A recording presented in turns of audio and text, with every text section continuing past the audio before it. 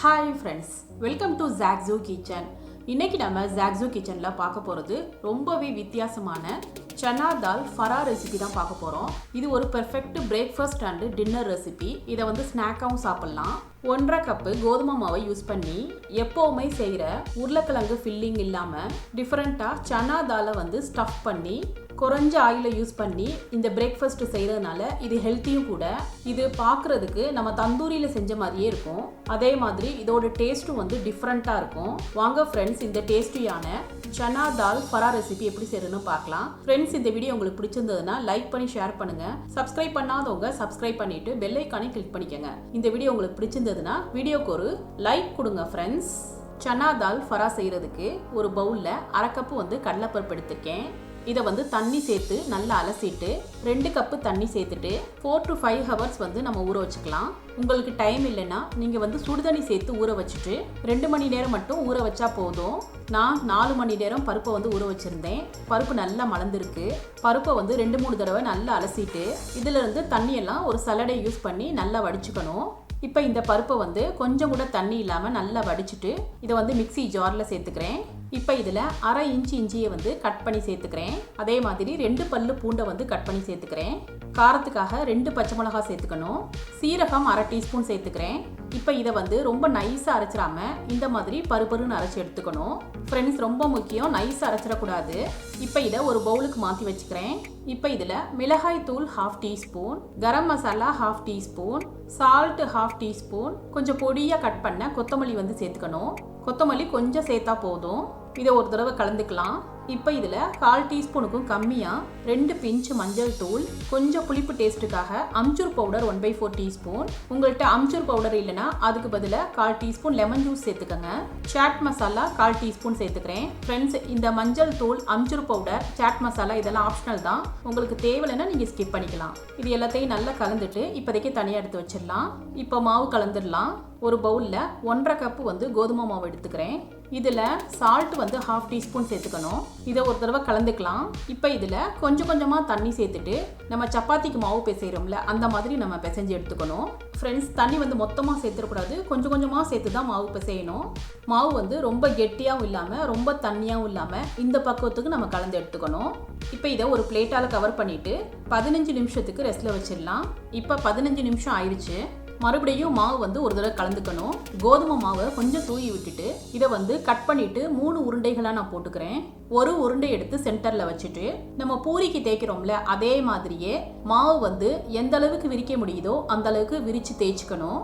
ஒட்டாமல் இருக்கிறதுக்காக அப்பப்போ கோதுமை மாவு வந்து டஸ்ட் பண்ணிக்கணும். இப்போ நல்லா விரிச்சிட்டேன் பாருங்கள் ஃப்ரெண்ட்ஸ். ரொம்ப மெல்லிஸாகவும் இல்லாமல் ரொம்ப திக்னஸாகவும் இல்லாமல் இந்த அளவுக்கு நம்ம வந்து விரிச்சுக்கணும். இப்போ இதை இந்த மாதிரி ஒரு மூடியை வச்சுட்டு ரவுண்ட் ஷேப்பில் நம்ம கட் பண்ணிக்கணும். ஃப்ரெண்ட்ஸ், பராவை வந்து சின்ன சைஸ்லேருந்து பெரிய சைஸ் வரைக்கும் உங்கள் விருப்பப்படி எந்த சைஸ்னாலும் நீங்கள் கட் பண்ணிக்கலாம். நான் வச்சுருக்கிற மோல்டுக்கு தகுந்தாப்பில் இதோட சைஸை வந்து ரவுண்ட் ஷேப்பில் நான் கட் பண்ணிக்கிறேன். இப்போ இதை 5 ரவுண்டாக நான் கட் பண்ணிக்கிட்டேன். எக்ஸஸாக உள்ளதெல்லாம் ரிமூவ் பண்ணிடலாம். என்கிட்ட இந்த மாதிரி மோல்டு இருந்தது, அதனால் நான் இதை மோல்டில் செய்கிறேன். ஃப்ரெண்ட்ஸ், இந்த ஃபராவை வந்து மோல்டு இல்லாமையும் தாராளமாக செய்யலாம். இப்போ ஒரு பீஸ் எடுத்து அந்த மோல்டுக்கு சென்டரில் வச்சுக்கலாம். நம்ம ஏற்கனவே அரைச்சி ரெடி பண்ணி வச்சுருந்த தாலை வந்து சென்டரில் வச்சிடலாம். கொஞ்சமாக ஃபில் பண்ணால் போதும்.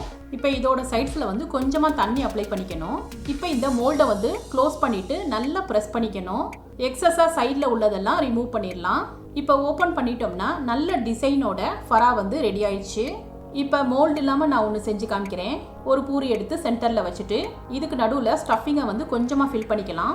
தண்ணியை வந்து விரல்களால் தொட்டு சைட்ஸில் வந்து அப்ளை பண்ணிக்கணும். இப்போ இதை நம்ம அப்படியே மூடிடணும்.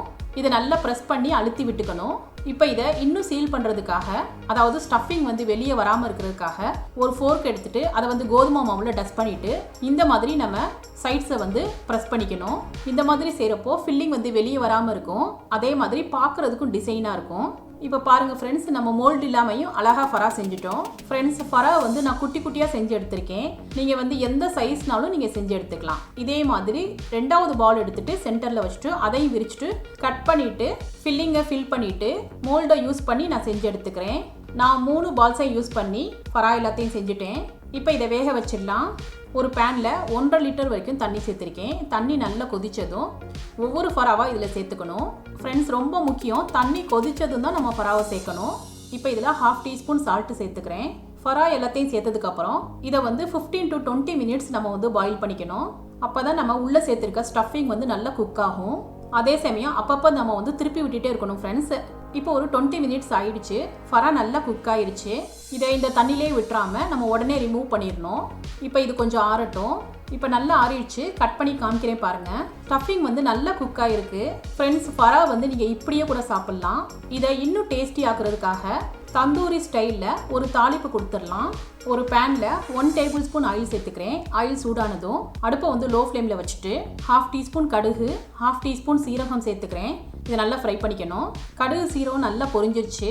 இப்போ இதில் 2 காஞ்ச மிளகாவை கட் பண்ணி சேர்த்துக்கிறேன். கொஞ்சம் கருவேப்பிலை சேர்த்துக்கணும். இப்போ அடுப்பை வந்து ஆஃப் பண்ணிவிட்டு மஞ்சள் தூள் 1/4 teaspoon, Kashmiri chilli powder 1/2 teaspoon, நான் கலருக்காக காஷ்மீரி சில்லி பவுடர் சேர்த்துருக்கேன்.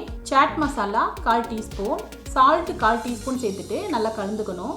இப்போ ஃபரா எல்லாத்தையும் சேர்த்துடலாம். இப்போ மறுபடியும் அடுப்பை ஆன் பண்ணிவிட்டு லோ ஃப்ளேமில் வச்சுட்டு ஒரு தடவை கலந்துக்கணும்.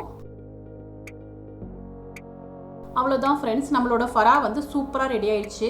தந்தூரியில் செஞ்ச மாதிரி தந்தூரி ஸ்டைலில் பார்க்குறதுக்கே அப்படைசிங்காக இருக்குது பாருங்கள். அதே மாதிரி இதோட டேஸ்ட்டும் சூப்பராக இருக்கும். கண்டிப்பாக ஒரு தடவை ட்ரை பண்ணி பாருங்கள் ஃப்ரெண்ட்ஸ். இந்த டேஸ்டியான தால் ஃபரா ரெசிபி உங்களுக்கு பிடிச்சிருந்ததுன்னா நீங்கள் ட்ரை பண்ணி உங்கள் எக்ஸ்பீரியன்ஸை கமெண்ட்டில் ஷேர் பண்ணுங்கள். சுவையான சமையல், சுகமான வாழ்வு. தேங்க்யூ.